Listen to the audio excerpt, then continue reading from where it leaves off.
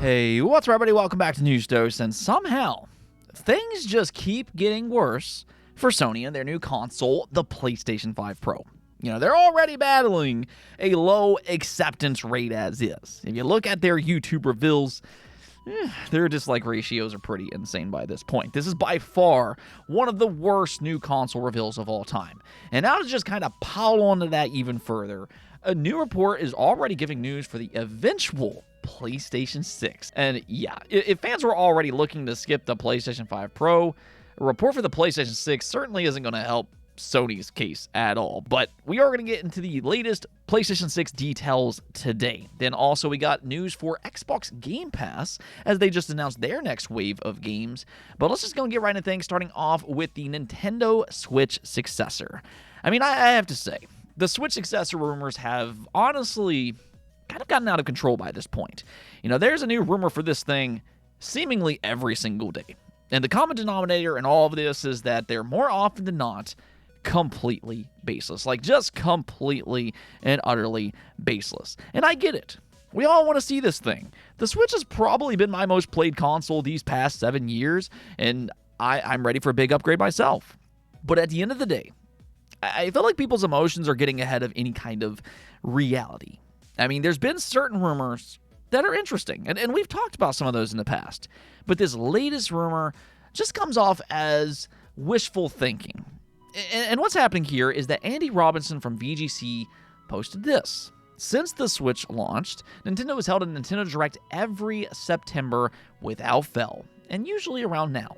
Just saying. And then Christopher Dring responded with an eyeball emoji, and, you know, these two tweets together was enough to stir up rumors that a new Nintendo Direct must be happening this week with a reveal for the Switch successor. This all has to be inside information. That's the only explanation here, and that they're teasing a new Nintendo Direct. And that's where I want to go ahead and stop people. First off, I don't think that Andy Robinson's tweet actually means anything at all. I've been saying this exact same thing that he said here for months. It is a fact that Nintendo has held a September Direct every single year since 2017. Now, that doesn't necessarily mean that there's a 100% guarantee that they'll continue that trend in 2024. It's just an observation based on Nintendo's past history. More so, though, the reason that I wouldn't look into this tweet is that you have to remember that Andy has his own website. If he has inside information, then I would think that he's probably going to post that up on his website where he can monetize it, not on Twitter with a random tweet. So all I'm trying to say here is don't look into this tweet as some kind of confirmation or as some kind of potential tease. It's not. Now, could there still be a September Direct? Yes, absolutely. Again, you can just look at their past history. There is a good chance of that.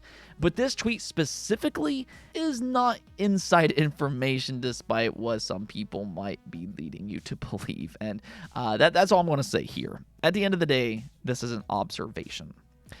Now, I do have some really exciting news, though, and that's for the highly anticipated independent game, the Plucky Squire. This game has already grabbed a lot of attention online for its creative game design and for its charming art style, and now it's just kind of about, hopefully, it plays as good as it looks. I mean, it is a really attractive game.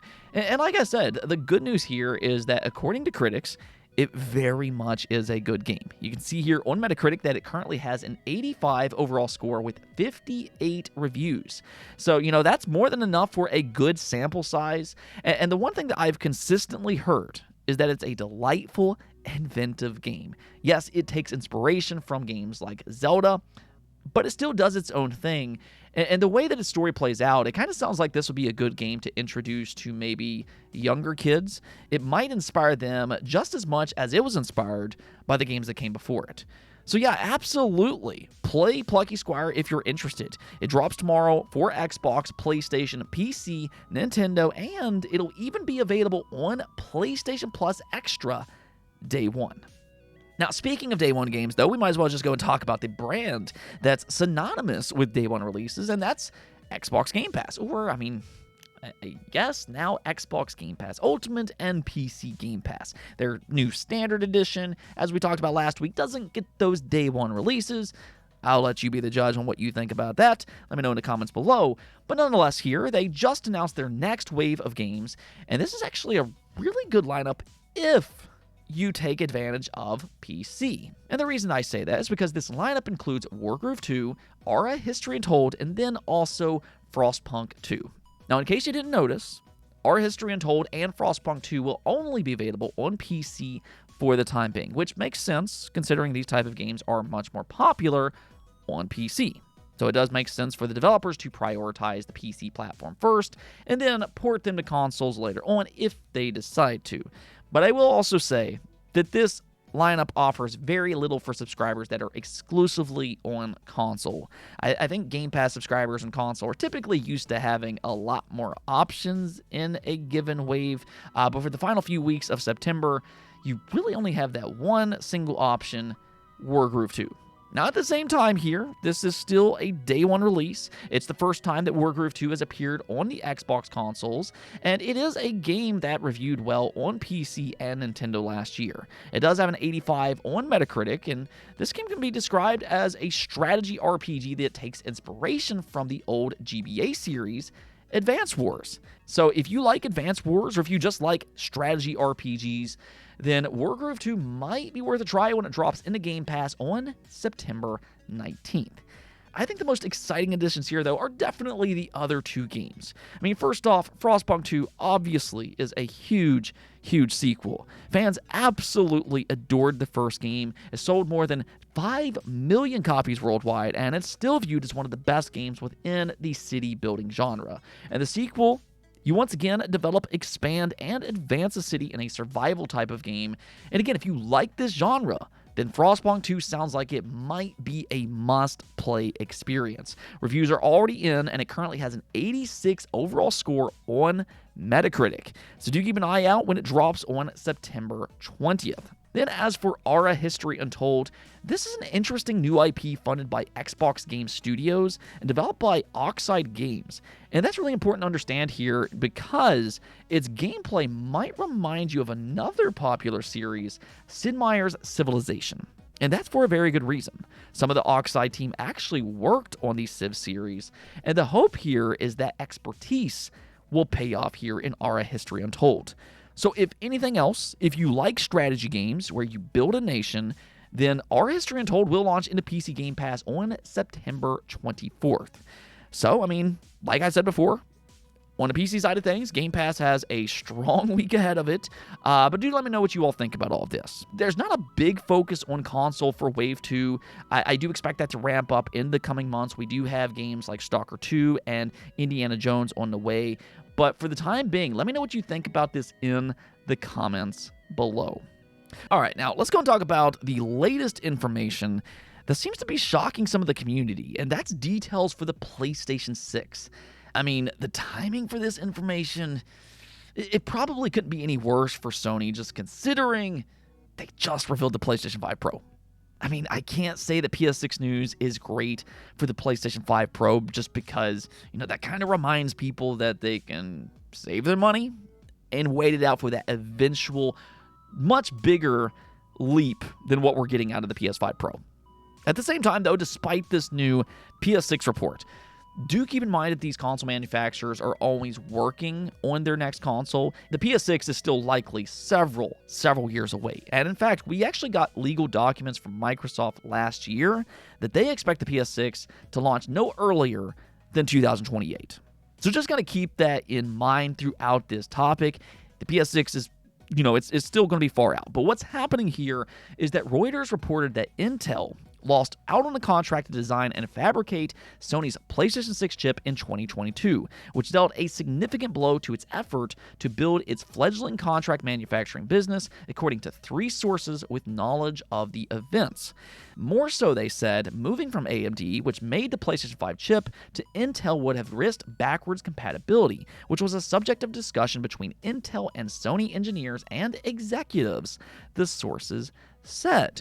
So that's really interesting because that means Sony will stick with AMD in large part because they want to keep backwards compatibility which that alone is amazing news for fans. That's always one of the first questions when it comes to any kind of new console. Will it have backwards compatibility? And in this case, it appears that their goal for the PS6 is to absolutely have that available. Now, that doesn't mean that PlayStation 3 games will suddenly work on a PlayStation 6. I mean, I would love that myself. The PS3 is one of my favorite consoles of all time. But you have to keep in mind here that PS3 games uses a very different architecture. So the safer assumption right now is that this backwards compatibility is referring to PS4 and PS5 games specifically. I think my big question, though, is just whether or not this will include physical games. There's been a lot of discussion these past few years, especially right now, about what the future is going to be like with physical media. Will the PlayStation 6 have a disc drive option or not? And depending on how they approach that situation, that could majorly impact a lot of people who have physical collections.